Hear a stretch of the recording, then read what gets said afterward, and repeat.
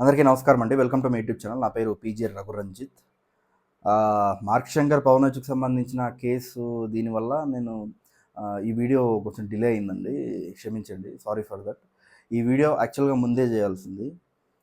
అడవి తల్లి బాట. పవన్ కళ్యాణ్ గారు గిరిజనుల కోసం చేస్తున్న మహాయజ్ఞం. గతంలో ఏ ప్రభుత్వాలు కూడా ఇంత చొరవ తీసుకుని ఇంత ఇంట్రెస్ట్గా గిరిజనుల జీవితాల కోసం వాళ్ళు పనిచేసినట్టు నేను ఎక్కడ చూడలేదండి. గతంలో వైఎస్ఆర్ కాంగ్రెస్ పార్టీ కూడా చివరికి మేము ఎమ్మెల్యేలు వైఎస్ఆర్సీపీ పార్టీలో ఇంతమంది ఎమ్మెల్యే సీట్లు ఇచ్చాం ట్రైబల్ పీపుల్కి, ఇదిగో ఇంతమంది ఎంపీలు ఉన్నారని చెప్పి అలా చెప్పడమే తప్ప గిరిజనులకి వాళ్ళ అప్లిఫ్ట్మెంట్కి, వాళ్ళ ఎంపవర్మెంట్కి, వాళ్ళ ఎకనామిక్ డెవలప్మెంట్కి మేము చేసామని ఎక్కడా లేదు. ఏం లేదు చెప్పుకోవడానికి ఫస్ట్ ఆఫ్ ఆల్.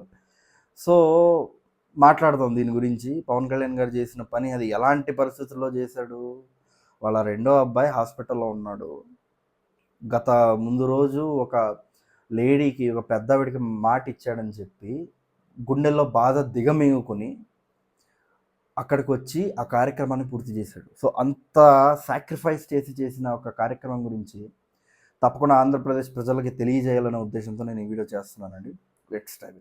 నేను ఇందాక చెప్పినట్టుగా అడవి తల్లి బాట, ట్రైబల్ ఎంపవర్మెంట్ కోసం చేస్తున్న ఒక కార్యక్రమం. సో ఈ ప్రోగ్రాంలో కేంద్రం నుంచి దాదాపు 1,005 కోట్ల నిధులు తీసుకుని వచ్చి దాదాపు 1,069 కిలోమీటర్ల రోడ్డు వేస్తున్నారండి. ఇది అసలు ఎక్స్ట్రాడినరీ ఇనిషియేటివ్ ఇది.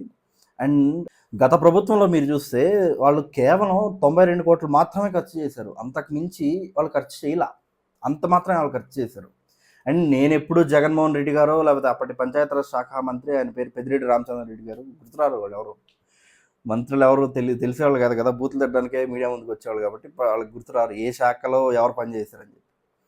సో వారు ఎప్పుడూ ట్రైబల్ ఏరియాస్కి వెళ్ళి వాళ్ళ వాళ్ళ కష్ట నష్టాలు తెలుసుకుని ఎక్కడైనా సరే ఏ ట్రైబల్ ఏరియాకైనా వెళ్ళి వాళ్ళు చేయరు.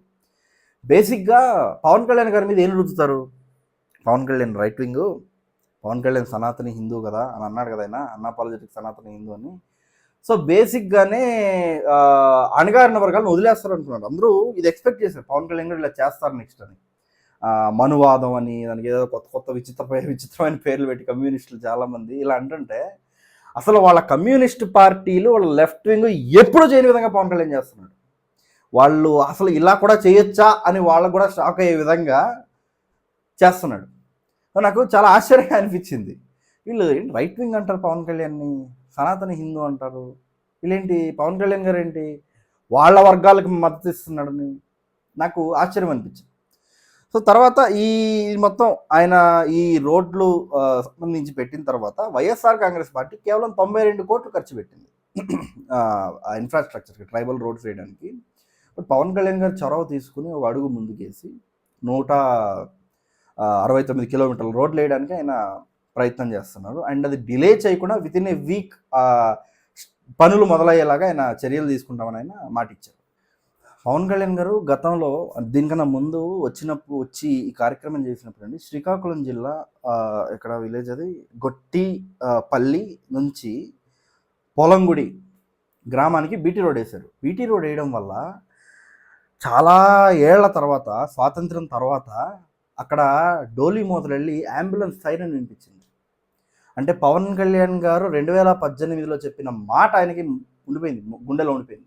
వీళ్ళకి ఏదో ఒకటి చెయ్యాలని ఆయన నిర్ణయించుకుని ఆయన ఆ కార్యక్రమాన్ని చేసే దిశగా అడుగులు వేశారు. And hats off Pawan Kalyan garu. అసలు దాన్ని నేను ఎలా ఎక్స్ప్రెస్ చేయాలో నాకు అర్థం కావట్లేదు. అంటే అంత అద్భుతమైన పని ప్రజలకి మీరు చెప్పండి. ఇది గిరిజనుల కోసం నిలబడిన ఒక్కడే పవన్ కళ్యాణ్. ఇది కాకుండా గిరిజన గ్రామాల్లో ఈ గంజాయి సాగు చేస్తున్నారంట. గంజాయి సాగు చేస్తున్న దాన్ని పవన్ కళ్యాణ్ గారు హామీ ఇచ్చారు.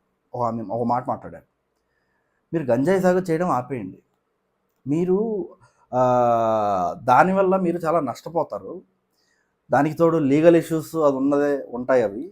సో మీరు ఆ గంజాయి సాగును ఆపేసి మీరు టూరిజం వైపు రండి అన్నారు. అసలు అద్భుతమైన మాట. టూరిజం గురించి ఆయన ఏమేమి ప్లాన్ చేశారో చెప్తాను నేను. మోదమాంబదేవి, నూకాలమ్మ, అనకాపల్లి నూకాలమ్మ అమ్మవారు, వీళ్ళన్నిటిని కలిపి ఒక సర్క్యూట్ని చేస్తాను. సో మీరేంటంటే దీన్ని బేస్ చేసుకుని ఇక్కడ టూరిజంని నేను డెవలప్ చేస్తా. మీరు టూరిజం దీనికి రండి, అంటే ఆ ఫర్మ్ దాన్ని ఏమంటారు, ఫర్మ్ అంటారు దాన్ని, ఆ వృత్తిలోకి రండి, టూరిజం వృత్తిలోకి రండి. గైడ్స్గా కానీ లేకపోతే అక్కడ ఏదైనా ఒక వ్యాపారం లాంటిది పెట్టడం కానీ అలాంటివి చేస్తే దీన్ని ఒక కేరళ తరహాలో తీర్చిదిద్దొచ్చు అని చెప్పారు పవన్ కళ్యాణ్ గారు. నాకు అంటే ఆయన విజన్ నాకు ఆశ్చర్యం అనిపించింది. కేరళ తరహాలో ఆంధ్రప్రదేశ్లో చేయాలని చెప్పి, కేరళ టూరిజం అద్భుతంగా ఉంటుంది, మీరు వెళ్ళి చూడొచ్చు మీరు. సో కేరళ తరహాలో ఇక టూరిజం డెవలప్ చేయాలి, పవన్ కళ్యాణ్ గారి విజన్ అద్భుతం కదరా అనిపించింది. ఇది కదా విజన్ అంటే అనిపించింది. అంటే పవన్ కళ్యాణ్ గారు ఇప్పుడు స్టార్ట్ చేసింది మీకు నెక్స్ట్ ఇయర్ 6 months తర్వాత అలా ఉండదు మన దాని result. It will take time. ఒక 10 ఏళ్ళు పట్టుద్ది, 15 ఏళ్ళు పట్టుద్ది. తర్వాత అసలు వాళ్ళ లైఫ్లు మారిపోతాయి. బేసిక్గా కమ్యూనిస్టు సోదరుల ఆలోచన ఏంటంటే, మామూలుగా వాళ్ళ భావం ఎలా ఉంటుందంటే, ట్రైబల్ ఏరియాస్లో రోడ్డు పడింది అనుకోండి, ట్రైబల్ ఏరియాస్లో గవర్నమెంట్స్ రోడ్స్ వేసేది అక్కడ ఉన్న నక్సలైట్స్ని పట్టుకుంటారని ఒక ఒక భయం ఉంటుంది వాళ్ళకి. కానీ నేను కమ్యూనిస్ట్ సోదరులను కూడా నేను కోరుకుంటున్నా, అలాంటి ఒపీనియన్ లేదు. గిరిజనుల జీవితాలు బాగు చేయాలనే ఆలోచన తప్ప పవన్ కళ్యాణ్ గారికి మిమ్మల్ని ఏదో చేసేయాలనో అలా ఏమీ ఉండదు. అండ్ గట్టిగా మాట్లాడితే వారు ఆయన సినిమాల్లో కూడా నక్సలైట్ సోదరులకి ఎంత మర్యాద ఇచ్చారో మనం చూసాం. జల్సా సినిమా చూశారు కదా మీరు. మరి అక్కడి నుంచే ఆ పవన్ కళ్యాణ్ గారు క్యాప్ పెట్టుకుని ఇట్లా గన్ పెట్టుకుని ఉన్న ఫోటో ఒకటి ఉంటుంది. ఇప్పటికీ పవన్ కళ్యాణ్ గారిని చాలామంది కామ్రేడ్ అని అంటూ ఉంటారు. అంటే అంత ఆయన మీ భావాలను కూడా అర్థం చేసుకున్నాడు. అలా అని చెప్పి మీరు ఆయన సనాతన ధర్మం గురించి మాట్లాడుతున్నారని చెప్పి లెఫ్టిస్ట్ సోదరులు పవన్ కళ్యాణ్ గారిని హేట్ చేయాల్సిన పనులు. ఆయన ఉద్దేశం అందరూ సమానంగా ఉన్నాం, హీఈస్ ఎక్స్పెక్టింగ్ రిలీజియస్ హార్మనీ సొసైటీలో. సో దాన్ని దృష్టిలో పెట్టుకుని ఆయన మాట్లాడారే కానీ వేరే విధంగా కాదు. మీరు కమ్యూనిస్ట్ సోదరులు కూడా మీరు ఆలోచించండి. ఎన్నో ప్రభుత్వాలు మారాయి, ఎంతోమంది మంత్రులు వచ్చారు, ఎంతోమంది ముఖ్యమంత్రులతో మారారు. ఎప్పుడైనా గిరిజన సాంప్రదాయానికి మర్యాద ఇస్తారా? గిరిజనుల్లో మీకు కమ్యూనిస్ట్ సోదరులతో పాటు ఆంధ్రప్రదేశ్ ప్రజలకు చెప్తున్నా, ధిమ్స్ అని ఒక డ్యాన్స్ ఒకటి, ఒక కైండ్ ఆఫ్ ఆర్ట్ ఒకటి ఉంది. పవన్ కళ్యాణ్ గారు దాన్ని కూడా ఆయన పర్ఫామ్ చేస్తూ దాని ద్వారా మీకు ఆదాయ మార్గాలు వచ్చేలా చేస్తాను అని చెప్పారు. సో ఇంకో విషయం ఏంటంటే, గిరిజన గ్రామాలకు సంబంధించి చాలామంది బ్లాక్ మ్యాజిక్కి భయపడుతున్నారంట. దానికి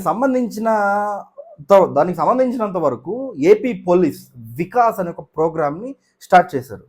బీయింగ్ ఏ బ్రాహ్మిన్ నేను మీకు కొన్ని విషయాలు చెప్పాలనుకుంటున్నాను. బ్లాక్ మ్యాజిక్, చేతబడి, చిల్లంగి, బాణామతి, అమావాస్య ఆదివారం అంటే అయిపోయింది, ఇంకా మొత్తం ఏదో అయిపోద్ది ఇంకా దేశం అన్నట్టుగా ఆ ఫీలింగ్ ఉంటుంది. Let me tell you very frankly, చేతబడి చేసేవాళ్ళు, చిల్లంగి బాణామతిని ప్రయోగం చేసేవాళ్ళు మన సమాజంలో, సభ్య సమాజంలో ఇప్పుడు లేరు. ఇక్కడ ఇంకో ట్రిక్ ఉంది. నేను చేతబడి చేస్తున్నానంటే ఆ చేతబడిని వదిలించేవాడు నేను చేయలేను, దానికి ఇంకో పర్సన్ ఉండాలి. మయోంగ్ అనుకుంటా, అస్సాంలో ఒక విలేజ్, అది అక్కడ ఉన్నారు. మనకి హిస్టరీ ఉంది దానికి. ఘటోత్కచుడు అని విన్నారా? మహాభారతంలో భీముడి కుమారుడు, భీముడి కొడుకు ఘటోత్కచ అంటారు. మనకి ఎస్వి రంగారావు గారు చేశారు మాయాబజార్లో. ఆయన పరిపాలించిన ప్రాంతమే ఆ మయాంక్. అక్కడ ఉంది చేతబడి. వాళ్ళు ఏంటంటే, మీకు ఇంకో విషయం చెప్పాలంటే, అక్కడ కోవిడ్ రాలా, ఒక కోవిడ్ కేసు లేదు అక్కడ ఆ ఊరిలో. ఎందుకంటే వాళ్ళు పాత పద్ధతులనే ఫాలో అవుతారు. అండ్ వాళ్ళు ఏంటంటే ఈ డాక్టర్స్ని ఈ ఇంగ్లీష్ మెడిసిన్ వైపు వాళ్ళు వెళ్ళరు, అలోపతి వైపు వాళ్ళు వెళ్ళరు. అండ్ వాళ్ళకి ఆ లైఫ్ స్టైలే డిఫరెంట్గా ఉంటుంది. అండ్ వాళ్ళ నమ్మకాలు అవి, దానికి మనం ఏం చేయలేము. సో మీరు భయపడకండి, ఎవరో నాకు చేతపడి చేశారు, గిరిజనులు చూస్తుంటే, ఒకవేళ ఆ ప్రాంతం వాళ్ళు ఎవరన్నా చూస్తుంటే వాళ్ళకి చెప్తున్నా, మీరు భయపడకండి. ఇప్పుడు అలాంటి వాళ్ళు లేరు, అసలు అదని చేయలేరు ఇప్పుడు. అండ్ ఇంకోటి ఏంటంటే, దానికి చాలా purest form of black turmeric ఇవన్నీ అవసరం అవుతాయి. దానికి purest form of black turmeric ఎక్కడ మొత్తం కల్తీ అయిపోయింది, అది ఎలా జరుగుతుంది? లాజిక్గా ఆలోచించండి. ప్యూరెస్ట్ ఫార్మ్ ఆఫ్ మిల్క్ కావాలి, ఎక్కడ ఉంది ప్యూరెస్ట్ ఫార్మ్ ఆఫ్ మిల్క్? లేదు, ఇప్పుడు అంతరించిపోయింది, అంతా మొత్తం మారిపోయింది. సో ఆ మంత్రము, ఆ చేతబడి ఇవన్నీ పనిచేయవు ఇప్పుడు. So I want to bring that to your notice. దయచేసి మీరు భయపడకండి. ఇది first day. Second day Pavan Kalyan గారు వెళ్ళారు. సెకండ్ డే పొద్దున్న 8 గంటలకి కిరానందన్ బర్త్డే రోజు ఇలా మార్క్ శంకర్ పవనోవిచ్కి ఇట్లాంటి ఫైర్ యాక్సిడెంట్ జరిగింది అని హాస్పిటల్లో వాళ్ళ ఆవిడకి ఫోన్ చేస్తే పొద్దున 8:30 కళ్యాణ్ గారికి కాల్ వస్తే ఆ బాధని గుండెల్లో దాచుకుని మనిషి గిరిజనులకు ఇచ్చిన మాట కోసం ఆ ముందు రోజు నేను తప్పకుండా వస్తానమ్మా, మిమ్మల్ని కలుస్తానని చెప్పి నెక్స్ట్ డే నేను తప్పకుండా వస్తాను, మీరు లేకపోతే మాకు బతుకు లేదు అని ఆవిడ అంటుంటే నాకు అబ్బా అనిపించింది, అరే అనిపించింది నాకు. నెక్స్ట్ డే నేను వెళ్ళి ఈ శివుడి దేవాలయానికి శివాభిషేకం చేశారు. తర్వాత ఏమైందంటే ఇంకా ఆయన కార్యక్రమాలు మొదలుపెట్టారు. ఆ రోజు సెకండ్ డే అయినా కొన్ని అద్భుతమైన విషయాలు మాట్లాడారండి. బ్యాక్ యార్డ్ హార్టికల్చర్ అని అన్నాను ఆయన. అంటే పంచాయతీరాజ్ శాఖ అడవి శాఖతో మార్కెట్ యార్డ్తో లింకప్ చేసుకుని బ్యాక్ యార్డ్ హార్టికల్చర్ అంటే చాలా దేశాల్లో అది ఉంది. ఐ థింక్ కేరళలో హరిత కేరళ మిషన్ అనుకుంటా దాని స్కీమ్ పేరు. అంటే ఇంటి పెరట్లో మీరు పెంచే కూరగాయలు ఫ్రూట్స్ని మీరు దాన్ని తీసుకెళ్ళి మార్కెట్ యార్డ్కి అమ్మచ్చు, మార్కెట్లో అమ్మచ్చు దాన్ని డైరెక్ట్గా. సో రెవెన్యూ జనరేట్ అవుద్ది, మీకు వెళ్ళడానికి రోడ్ వేసాడు కదా, అంటే కమ్యూటింగ్ రోడ్ వేసారు కదా. సో రెండో పాయింట్ కూడా సక్సెస్ అయింది, క్యాపిటల్ దాని మీద పెట్టాడు, ఇటువైపు వాళ్ళకి దారి చూపిస్తున్నాడు.